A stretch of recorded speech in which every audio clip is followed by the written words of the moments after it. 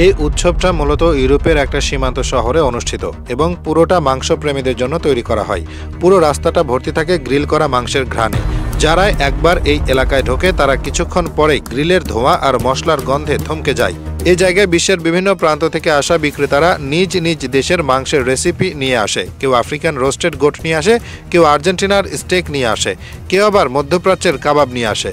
এই উৎসবে খাবারের মান নিয়ে কোনো আপোষ করা হয় না। প্রতিটি দোকানেই কাঁচামালের মান উচ্চমানের থাকে এবং টাটকা উপকরণ ব্যবহার করা হয়।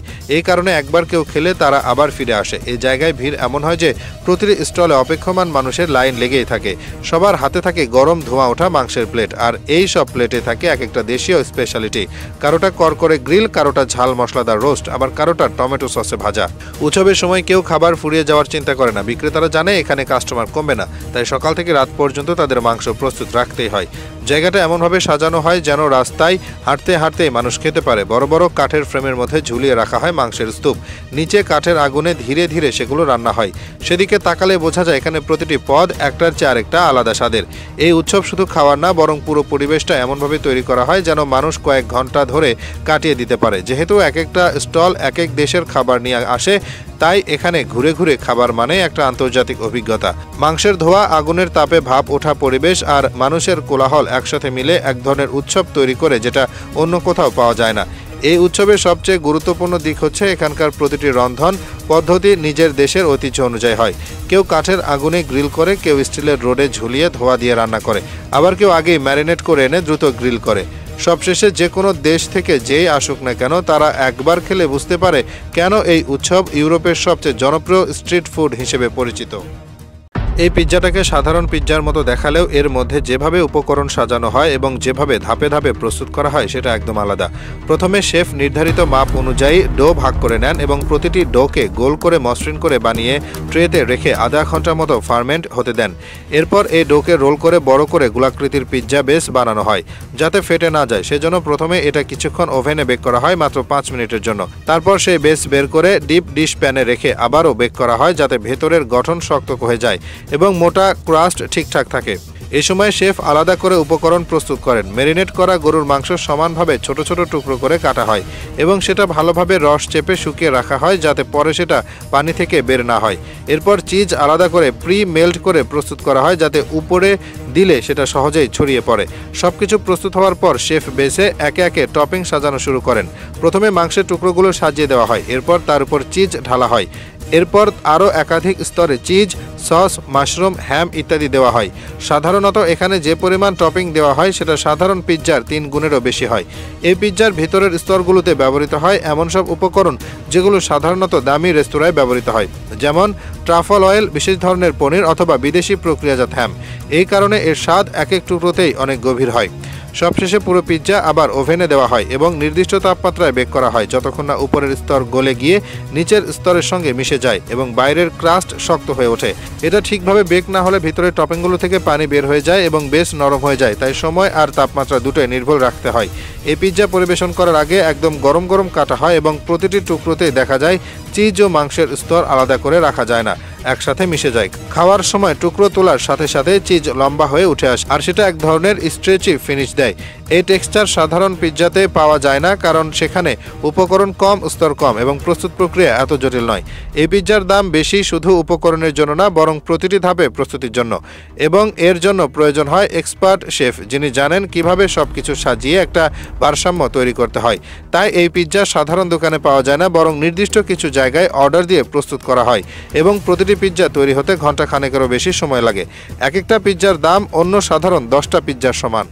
অনেকেই জানে না যে কিছু লিপস্টিক বা খাদ্যপণ্য তৈরির পেছনে ব্যবহার হয় এক ধরনের পোকা। এই পোকাগুলোকে বলা হয় কোকোনিয়াল ইনসেক্ট, যেগুলো দেখতে অনেকটা সাদা ছোপ ছোপ দাগের মতো ক্যাকটাস গাছে জন্মায়। আসলে সেগুলো কোনো ছত্রাক বা ময়লা নয়, বরং সেগুলো হচ্ছে এক ধরনের ক্ষুদ্র পোকা যাদের দেহের ভেতরে থাকে গাঢ় লাল রঙের এক ধরনের প্রাকৃতিক রঞ্জক পদার্থ। এই রংটা মূলত শুধু স্ত্রী পোকাদের দেহে বেশি পরিমাণে থাকে এবং এটাই সংগ্রহ করে তৈরি হয় কারমাইন নামের রং। এই পোকাগুলো মূলত আমেরিকার মহাদেশ, বিশেষ করে মেক্সিকোর কিছু নির্দিষ্ট এলাকায় জন্মে এবং ক্যাকটাস গাছের শরীরে লেগে থাকে। যারা এই রং তৈরি করে তারা আগে এই পোকাগুলো হাতে করে আলাদা করে সংগ্রহ করে, এরপর শুকিয়ে নিয়ে চূর্ণ করে এক ধরনের গাঢ় লাল রঙের গুঁড়া বানানো হয়। এরপর এই গুঁড়াকে বিভিন্ন দ্রব্যের সঙ্গে মিশিয়ে খাবার, কাপড় এবং কসমেটিক্স তৈরি করতে ব্যবহার করা হয়। যেহেতু এই পোকার শরীর খুব ছোট, তাই রং তৈরিতে অনেক পোকা একসাথে প্রয়োজন হয়, ফলে এই উৎপাদন প্রক্রিয়া শ্রমঘন ও সময় সাপেক্ষ। এজন্য অনেক সময় এই পোকাগুলোকে কৃত্রিমভাবে চাষ করা হয়, যাতে একটি নির্দিষ্ট পরিমাণ উৎপাদন নিশ্চিত করা যায়। চাষ করার সময় ক্যাকটাস গাছে এই পোকা বসিয়ে দেওয়া হয় এবং তারপর সেগুলো নিজে নিজেই ছড়িয়ে পড়ে ও সংখ্যায় বাড়ে। এই রঙের সবচেয়ে বড় গুণ হলো এটা সম্পূর্ণ প্রাকৃতিক এবং শরীরের জন্য ক্ষতিকর নয়। এজন্য এটি অনেক সময় প্রিমিয়াম কসমেটিক্স কোম্পানির লিপস্টিক, ব্লাশার, ফুড কালারিং ইত্যাদিতে ব্যবহার হয়। এই ধরনের টোন একদম উজ্জ্বল লাল এবং অনেক সময় হালকা গোলাপি রঙের দিকেও যেতে পারে। তবে উৎপাদন কম হওয়ার কারণে এবং এর পেছনে শ্রম ও সময় বেশি লাগায় এখন অনেক কোম্পানি এই রঙের বিকল্প হিসেবে সিনথেটিক ডাই ব্যবহার করছে। কিন্তু যারা প্রাকৃতিক উপাদানে বিশ্বাস করে তারা এখনও কোকোনিয়েল থেকে তৈরি এই রং ব্যবহার করে এবং সেটা অনেক দামেও বিক্রি হয়। এই পোকা সংগ্রহ থেকে শুরু করে প্রক্রিয়াজাতকরণ পর্যন্ত প্রতিটি ধাপ হাতের কাজ নির্ভর এবং এই জন্য এই ব্যবসাটা অনেক দেশে এখনও ক্ষুদ্র পরিসরে চলছে। অথচ এই একটি ক্ষুদ্র পোকা থেকে যে রং পাওয়া যায় সেটা দিয়ে বিশ্বজুড়ে কোটি কোটি টাকার পণ্য তৈরি হয় এবং রপ্তানি হয় বিভিন্ন দেশে। সবচেয়ে গুরুত্বপূর্ণ বিষয় হচ্ছে লিপস্টিক বা খাদ্যপণ্যে থাকা গাঢ় লাল রং অনেক সময় প্রাকৃতিক নয় বলে মনে হলেও সেটার উৎস হতে পারে এই ক্ষুদ্র পোকা কোকোনিয়েল, যার শরীরে ভেতরের রঞ্জক পদার্থ মূলত কার্মাইন রং তৈরি করে। যে ফলটার ভেতরটা পুরো দুধের মতো এবং বাইরের খোল থেকে টেনে বের করার মতো সেটাই ম্যাকাপোনো। এটা দেখতে সাধারণ নারকেলের মতো হলেও আসলে এটা একটা জেনেটিক মিউটেশনের ফল। প্রাকৃতিকভাবে তৈরি হওয়া এই নারিকেল ম্যাকাপোনো নামে পরিচিত হয় কারণ এটি সাধারণ নারিকেলের মতো না।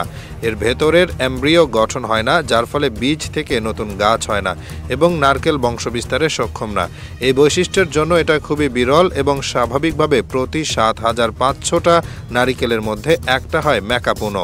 অনেক কৃষক এখন এই মিউটেশন বেশি করে পাওয়ার জন্য হাত দিয়ে পরাগায়নের ব্যবস্থা করছে। তবে হাত দিয়ে পরাগায়ন করলেও সব নারকেল ম্যাকাপোনো হয় না, কারণ সেটা নির্ভর করে নির্দিষ্ট রিসেসিভ জিনের উপর, যা সব গাছে থাকে না। যেহেতু বাইরে থেকে দেখে সাধারণ নারকেলের সঙ্গে কোনো পার্থক্য বোঝা যায় না, তাই অনেক সময় না কেটে বোঝার উপায় থাকে না এটা ম্যাকাপোনো কিনা।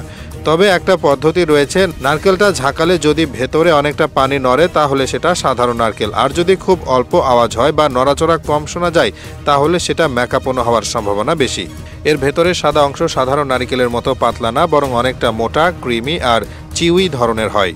এই ঘন অংশটাই ম্যাকাপোনোর মূল বৈশিষ্ট্য। এর পাশাপাশি নারিকেলের পানি সাধারণ নারিকেলের মতো পাতলা না, বরং ঘন জেলির মতো হয়ে থাকে, যা চামচ দিয়ে তোলা যায়। এর স্বাদে হালকা মিষ্টি ভাব থাকে এবং বাইরের সাদা অংশ অনেকটা নরম ও চিবোনো যায়। ম্যাকাপোনো মূলত ফিলিপাইনের বিভিন্ন জায়গায় পাওয়া যায় এবং খুব বেশি পরিমাণে পাওয়া যায় না বলে দাম অনেক বেশি। আগে এটা খুব বিরল ছিল, এখন গবেষণা করে নির্দিষ্ট জাতের গাছ থেকে এটা উৎপাদনের চেষ্টা চলছে, তাও এখনও পুরোপুরি সফল নয়। যেহেতু এটি বংশবিস্তারে অক্ষম, তাই প্রতিটি গাছ থেকে ফল পেতে হলে নতুন করে রোপণ করতে হয় এবং একই গুণের গাছ পাওয়া কঠিন হয়ে যায়। ম্যাকাপোনের সবচেয়ে বড় ব্যবহার হয় ডেজার্ট বা মিষ্টান্ন তৈরিতে। অনেক জায়গায় এটা দিয়ে কাস্টার্ড, পুডিং, আইসক্রিম বা ড্রিঙ্কস বানানো হয়, কারণ এর ঘন অংশ অন্য কোনো ফল বা দুধ দিয়ে তৈরি করা যায় না। এর টেক্সচার একদম আলাদা। তবে এর বীজ বেশি এবং খাওয়ার অংশ তুলনামূলক কম থাকে বলে এটাকে বাণিজ্যিকভাবে ব্যবহার করা ব্যয়বহুল। এই ফলের চাহিদা থাকা সত্ত্বেও এর উৎপাদন এখনও সীমিত, আর এর জন্য আন্তর্জাতিক বাজারে এটার দাম অন্য সব নারকেলের চেয়ে অনেক বেশি। যেহেতু উৎপাদন প্রক্রিয়া দীর্ঘ, বংশবিস্তারের সুযোগ কম এবং পরিবহনও কঠিন, তাই এটা মূলত স্থানীয় ব্যবহারে সীমাবদ্ধ থাকে। এই নারকেল খোলা পর্যন্ত কেউ জানে না যে এটা সাধারণ নাকি ম্যাকাপোনো।